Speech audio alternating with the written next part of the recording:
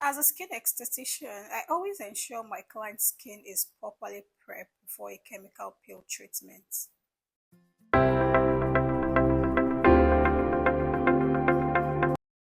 Hey besties, if this is your first time of watching this video, kindly click on the button to subscribe to our YouTube channel for more educating content. So let's get into the video.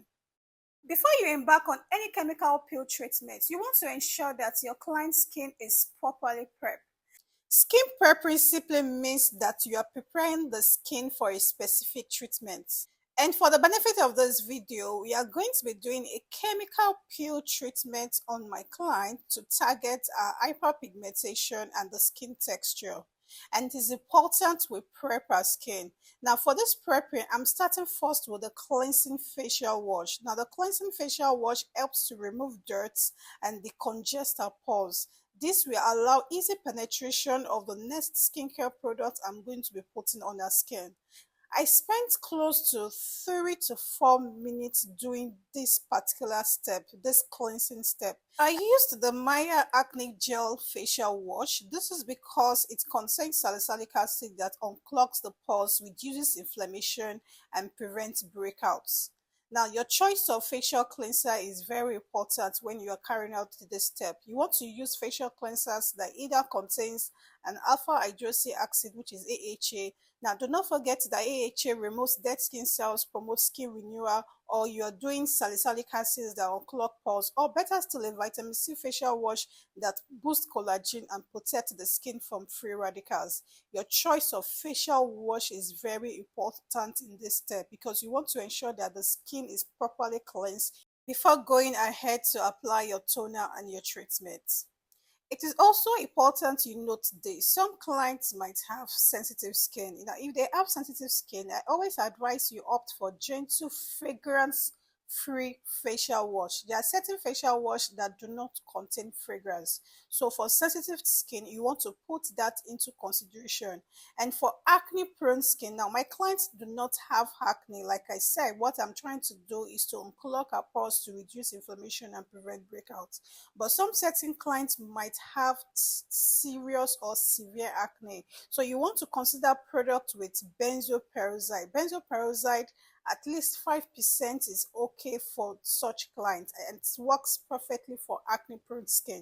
I believe I've been able to explain the benefits of facial cleansing as a first step in your facials and the active ingredients you need to watch out for when you want to carry out this procedure. Now, at this point, I told my client I was going to leave her face half done, and she was laughing, like, oh no, this is not possible now. I said, yes, I'm going to leave your face half done, and I'm going to end this treatment. And she was laughing. Anyway, that was just me playing with her. I try as much as possible to make my clients feel very comfortable, and I really want them to enjoy this section. Memory is very important when it comes to facials. You want to be able to leave an unforgettable memory in the minds of your client because that is what will keep them coming back to you. At this point, I had to clean off the facial wash from her skin thoroughly. And when I was carrying out this procedure, I was also steaming as well. Now, the steaming helps to soften any form of debris on the skin. In case you might want to do extraction on your client, it is important you steam during facial wash. That will soften any form of comedones and to also allow easy removal from the skin. Then secondly, during facial wash, when you steam, it unclogs the pores easily and it allows easy decongestion of bacteria in the skin. This is why you need to take the cleansing step very serious. If you don't get it right, it's definitely going to affect the rest treatment you are going to put on your client's face. So getting this step right is actually the fundamentals of your facial treatment. My personal techniques for using a facial toner is to spray. After spraying the facial toner, I use my damp cotton wool to take off the residue from the skin. Now, facial toner also can help to balance the skin's pH and take off residue, which is left over from the cleanser, debris that cannot be taken off from the skin by the facial cleanser. Your facial toner will just do the magic. This is where it gets interesting and you want to listen carefully. The enzyme treatment you use on your clients is very, very important. Now, what enzyme treatment does is to exfoliate dead skin cells from the skin. Enzyme treatments are like secondary exfoliation. They help to prep the skin by taking off dead skin cells. Now, do not forget that we said one of the benefits of skin prepping is to exfoliate, and this is where the exfoliation comes to play. Now, I am using an enzyme treatment. This enzyme treatment was prepared by me. Now, one of the major reasons I like to prepare my active myself is because I know the right active needed to address the client's skin condition. These products are professional products, so they are carefully formulated to suit the client's skin concern. Now, this particular enzyme treatment is super effective.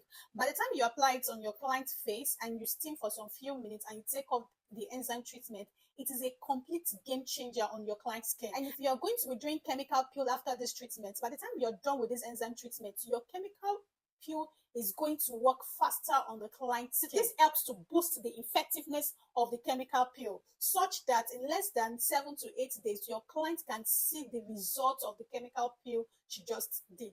After the application of the mask, the next is the hydrating sheet. This is an hydrating and a collagen mask sheet. We're going to place it directly on this treatment, and it's going to perform two things. Number one, it's going to hydrate the skin, and number two, boost collagen as well as exfoliate the skin with the help of the enzymatic treatments. So we have three treatments going on here by using this mask. First treatment is to hydrate, second treatment is to boost collagen production, and the third treatment is to exfoliate the dead skin cells. Like I always say, facials has gone 360-degree. There are a lot of changes in facial treatment. There are many ways you can boost your facial games right now, and it's very important to keep yourself updated by constantly watching this video or subscribing to our YouTube channel. You want to ensure that you properly place the mask sheet well on our skin to cover very important area, which is the forehead, the nose region, the mouth region, and the side of the face. Now, it might not be able to get to the neckline.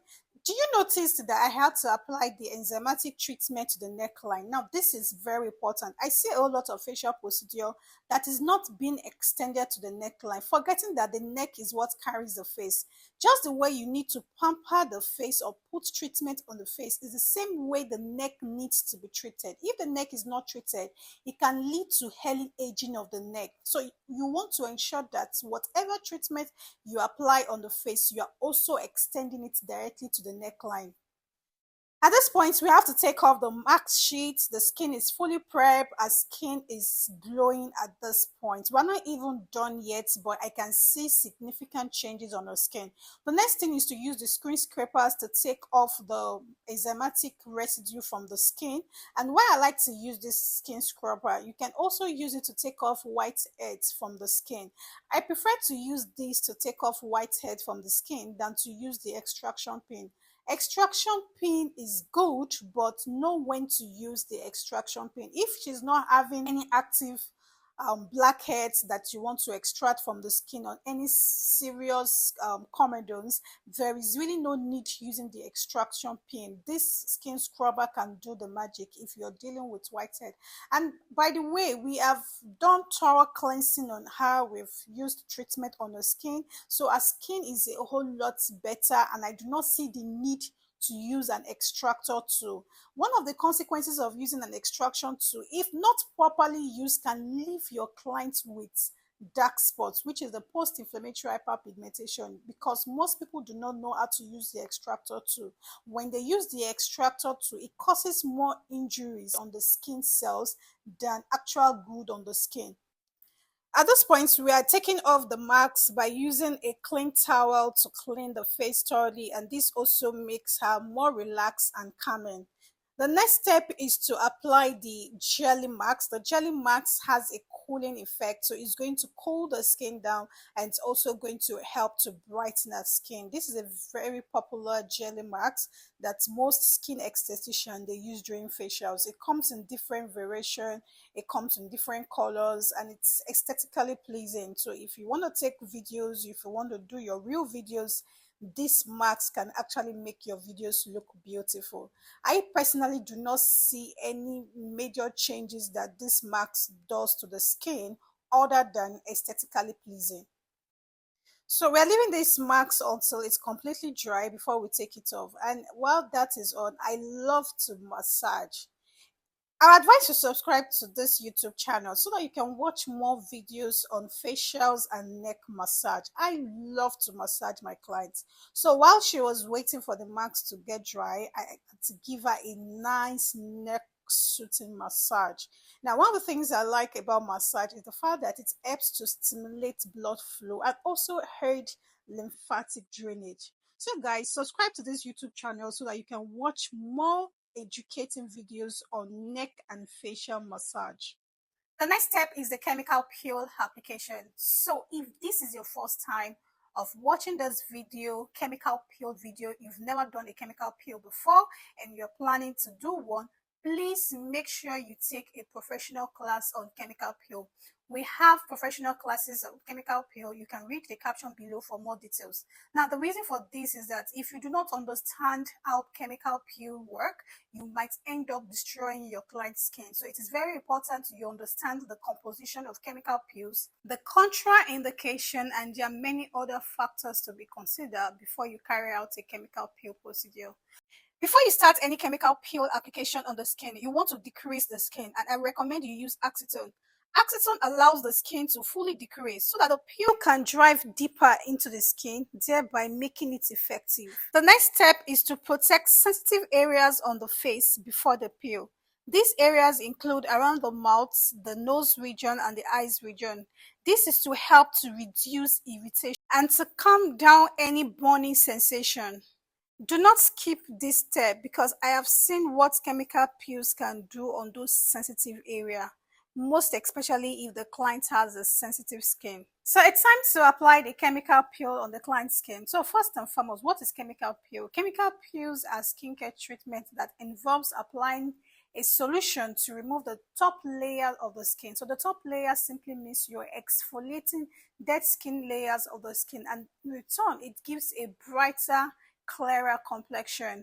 And part of the benefit of chemical peel is to improve skin texture, to even skin tone, and to unclog the pores. And this allows easy penetration of your skincare product. And there are types of chemical peels. We have the medium peels, we have the light peels, and we have the deep peels.